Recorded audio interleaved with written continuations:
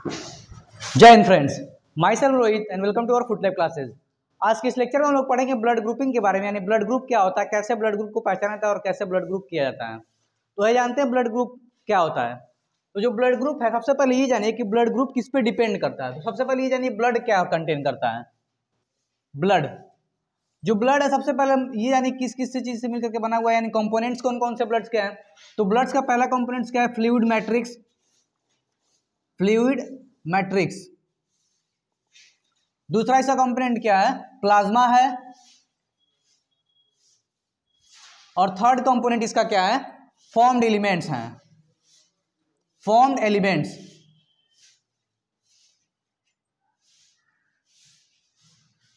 Formed elements. तो जो blood group है किस पे डिपेंड करता है, जो ब्लड ग्रुपिंग है मेनली बेस्ड है किस पे, प्लाज्मा पे डिपेंड करता है और फॉर्म एलिमेंट पे, यानी फॉर्म एलिमेंट में आरबीसी, जो आरबीसी उस पे डिपेंड करता है। यानी जो ब्लड है, ब्लड के अंदर जो प्लाज्मा है और फॉर्म्ड एलिमेंट्स के अंदर जो आरबीसी है, इन्हीं दोनों के हिसाब से ब्लड का ग्रुपिंग किया जाता है, यानी ब्लड ग्रुप उस पर डिपेंड होता है। आइए जानते हैं सबसे पहले कि जो ब्लड ग्रुप है कैसे प्लाज्मा और आरबीसी पे डिपेंड करता है। एक चीज और, जो ब्लड ग्रुप है वो आरबीसी के ऊपर एंटीजन और प्लाज्मा के अंदर एंटीबॉडी, आरबीसी के ऊपर एंटीजन और प्लाज्मा के ऊपर एंटीबॉडी के ऊपर भी क्या करता है, ये डिपेंड करता है। यानी आरबीसी के ऊपर एंटीजन कौन सा है, उसके साथ साथ प्लाज्मा में कौन सी एंटीबॉडी है। जो प्लाज्मा के अंदर एंटीबॉडी है और आरबीसी के ऊपर एंटीजन है, इसी के हिसाब से ब्लड की ग्रुपिंग की जाती है। आइए जानते हैं एंटीजन और एंटीबॉडी क्या होता है। यहां पे समझिए, एंटीजन और यहां पे एंटीबॉडी, इसके बारे में थोड़ा समझ लीजिए क्या होता है एंटीजन और एंटीबॉडी। एंटीजन क्या होता है, एंटीजन एक केमिकल है, chemical that induce immune response.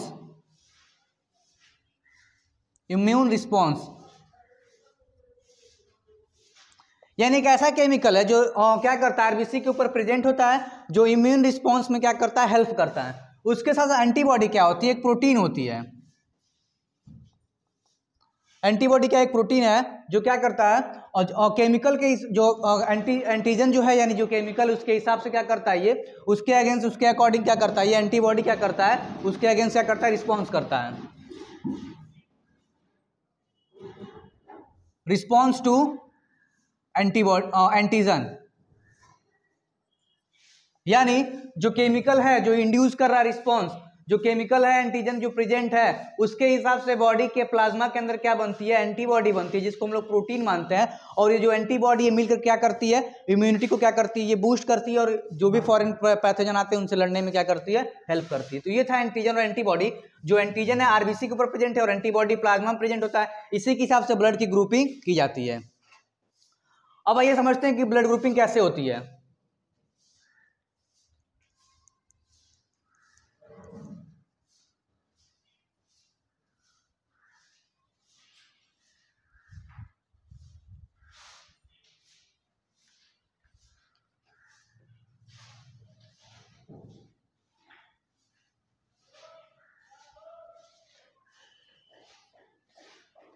Blood group देखिए, सपोज करिए कि सबसे अब स्टार्टिंग समझिए, पहला अगर कोई हम लोग ब्लड लिए, ये सैंपल मान जैसे मान के लिए पहला सैंपल हम लोग लिए हैं, किसी इंडिविजुअल का ये सैंपल है जिसके अंदर क्या भरा हुआ है, ब्लड। एकदम बेसिक समझिए, इसके अंदर क्या है, ब्लड। और हम पहले जान चुके हैं कि फॉर्म्ड एलिमेंट्स यानी आरबीसी और प्लाज्मा के हिसाब से क्या होती है, ब्लड की ग्रुपिंग होती है। तो ये ब्लड भरा हुआ है, तो इस ब्लड के अंदर क्या होगा, एंटीजन आरबीसी होगा। इस ब्लड के अंदर क्या होगा, आरबीसी होगा। उसके साथ इस ब्लड के अंदर क्या होगा, प्लाज्मा होगा। ये पहला केस हम लोग समझ रहे हैं। तो अगर इस आरबीसी के ऊपर देखिए, यहां पे अगर सपोज करिए हम लोग इसको मान ले रहे हैं क्या चीज, आरबीसी, इसको आरबीसी मान ले रहे हैं। तो इस आरबीसी के ऊपर अगर एंटीजन को मान के चलिए। अब देखिए यहाँ पे ध्यान समझिए, की और समझ लीजिए, इस टाइप के अगर कोन बनाएंगे तो किसके एक बराबर होगा यानी इक्वल होगा। अगर ऐसा शेप बनाएंगे तो यानी बी वाला शेप है, ये ऐसे राउंड शेप में बनाएंगे तो ये क्या है, बी एंटीजन है। और ऐसे बनाएंगे तो ये कौन सा एंटीजन है, आरएच एंटीजन है। और एंटीबॉडी का क्या होता है, सिंबल ये होता है, एंटीबॉडी का सिंबल वाई शेप में होता है। एंटीबॉडी। अब ध्यान समझिए, अगर इस आरबीसी के ऊपर इस टाइप का एंटीजन है, ये वाला एंटीजन है, यानी इसको हम लोग क्या मान रहे हैं, ए मान रहे हैं, तो यानी आरबीसी के ऊपर कौन सा एंटीजन है, एंटीजन इसके ऊपर कौन सा है, ए है, तो इसके प्लाज्मा में कौन सी एंटीबॉडी होगी, इसके प्लाज्मा के अंदर जो एंटीबॉडी है, एंटीबॉडी को हम किससे मान रहे हैं, वाई शेप में, तो एंटीबॉडी कौन सी होगी इसमें, बी होगा, हमेशा अपोजिट होता है, अगर एंटीजन ए है तो एंटीबॉडी बी होगा, तो यानी इसका ब्लड ग्रुप कौन सा हो गया, ए। एंटीजन के अकॉर्डिंग हम लोग ब्लड ग्रुपिंग करते हैं, तो ये इसका ब्लड ग्रुप कौन सा हो गया, यहाँ पे ए ब्लड ग्रुप हो गया, तो पहले केस में इसका क्या हो गया, ए।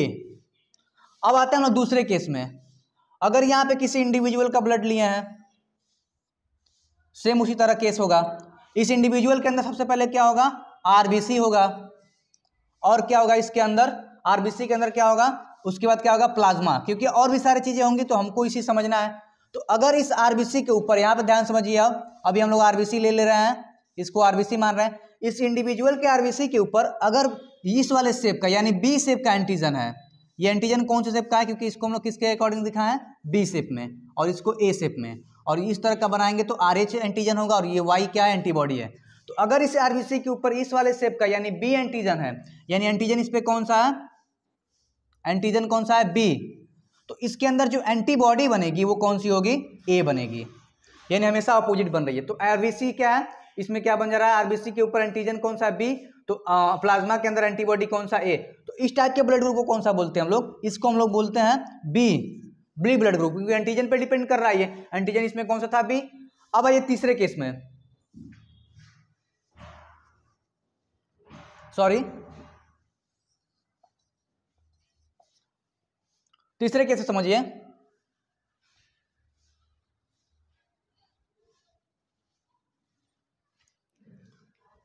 यहां पे तीसरा केस, अगर यहां पे किसी इंडिविजुअल का हम लोग ब्लड लिए, उस ब्लड के अंदर कौन सी है, यहां पे क्या है, आरबीसी, और क्या होगा इसके अंदर, प्लाज्मा, प्लाज्मा। तो अगर उस आरबीसी, यहां पे देखिए ध्यान से, अगर इस आरबीसी के अंदर, ये मान लीजिए अगर सपोज कि हम लोग आरबीसी है, तो अगर इस आरबीसी के ऊपर ए वाला भी एंटीजन है, इसको हम लोग ए मान रहे थे, उसके साथ साथ बी वाला भी एंटीजन, इसको हम लोग बी मान रहे थे, बी वाला भी एंटीजन है, ये क्या है, हमारा आरबीसी है, तो इसके ऊपर एंटीजन कौन सा आ गया, ए और बी दोनों आ गया, एंटीजन कौन सा आ गया, ए और बी, तो प्लाज्मा के अंदर एंटीबॉडी कौन सी होगी, नील होगा, कोई भी एंटीबॉडी नहीं बनेगा, क्योंकि अपोजिट हमेशा होता है, तो ए भी है, बी है, तो दोनों का अपोजिट यहाँ पे नहीं, तो कोई भी यहाँ पे एंटीबॉडी यहाँ पे नहीं बनेगी, यानी एंटीबॉडी यहाँ पे कोई नहीं रहेगी। तो इस इंडिविजुअल के ब्लड को क्या बोलेंगे, ए और बी दोनों एंटीजन के हिसाब से बोलें तो इसको ए बी ब्लड ग्रुप बोलेंगे, इस इंडिविजुअल तीसरे वाले का। और चौथा केस क्या होता है, एक लास्ट केस क्या होता है, इसको समझिए, अगर किसी इंडिविजुअल का हम लोग ब्लड लिए, उस ब्लड के अंदर अब सबसे पहले क्या होगा, आरबीसी होगा, और क्या होगा उसके अंदर, प्लाज्मा होगा, आरबीसी और प्लाज्मा। तो यहां पे सपोज करिए क्या हमारा है, आरबीसी है, अब इस आरबीसी के ऊपर कोई भी एंटीजन नहीं है, ना ए है ना बी है, यानी यहाँ पे एंटीजन क्या है, नील, एंटीजन कोई नहीं है, तो प्लाज्मा के अंदर जो एंटीबॉडी है, ए वाला भी होगा और बी वाला भी होगा। तो इस टाइप के ब्लड ग्रुप को क्या बोलते हैं, क्योंकि ब्लड ग्रुप हमेशा डिपेंड करता है आरबीसी के एंटीजन पे, तो आरबीसी पे एंटीजन कोई नहीं है, ना ए है ना बी है, तो इस टाइप के ब्लड ग्रुप को हम लोग ओ बोलते हैं, क्या बोलते हैं, ओ।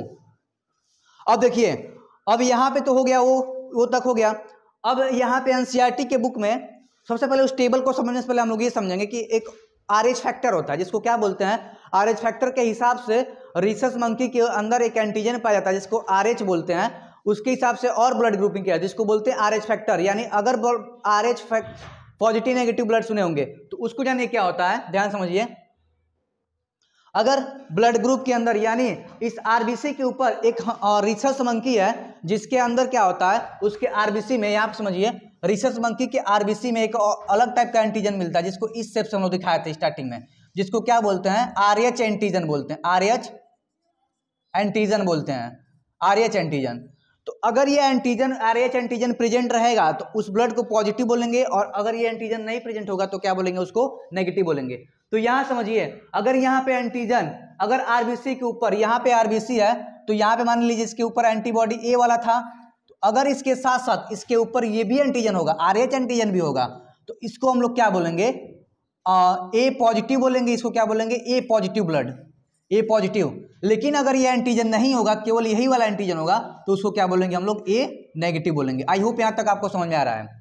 उसी तरह यहां पे केस आ गया बी वाले में, तो बी वाले के ऊपर भी अगर यहाँ पे एंटीजन बी के साथ साथ ये RH वाला भी एंटीजन इसके ऊपर प्रेजेंट है, जिसको हम लोग RH पॉजिटिव बोलेंगे, तो इसको क्या बोलेंगे हम लोग, B पॉजिटिव बोलेंगे। अगर यह एंटीजन B RH वाला नहीं प्रेजेंट है उसके ऊपर, RBC के ऊपर, तो क्या बोलेंगे, B नेगेटिव बोलेंगे। उसी के साथ साथ यहाँ पे अगर हम लोग आ गए, तो अगर इसके ऊपर यहाँ पे RH वाला एंटीजन प्रेजेंट है, तो इसको हम लोग क्या बोलेंगे, AB पॉजिटिव बोलेंगे। और अगर नहीं प्रेजेंट है ये वाला एंटीजन, तो उसको क्या बोलेंगे, AB नेगेटिव ब्लड बोलेंगे। सेम यहाँ केस यहाँ पे, अगर यहाँ पे एंटीजन RH वाला प्रेजेंट है, तो उसको O पॉजिटिव बोलेंगे। अगर ये प्रेजेंट नहीं है, अगर नहीं प्रेजेंट है, तो उसको क्या बोलेंगे, O नेगेटिव बोलेंगे।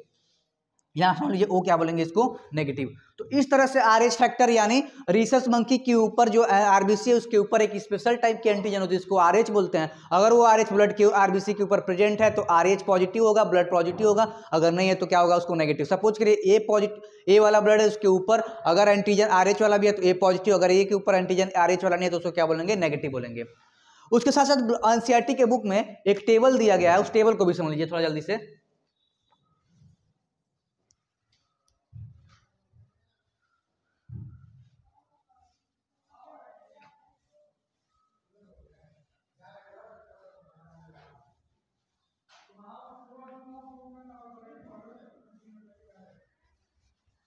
यहां हम देखिए एनसीईआरटी की बुक में एक टेबल दिया हुआ है, उस टेबल को समझते हैं।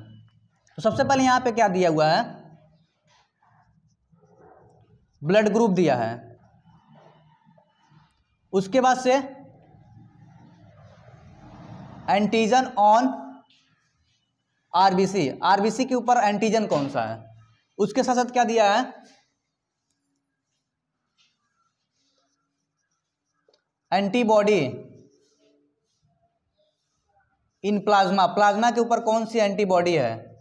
और लास्ट में क्या दिया गया है, डोनर्स, लास्ट में डोनर्स ग्रुप।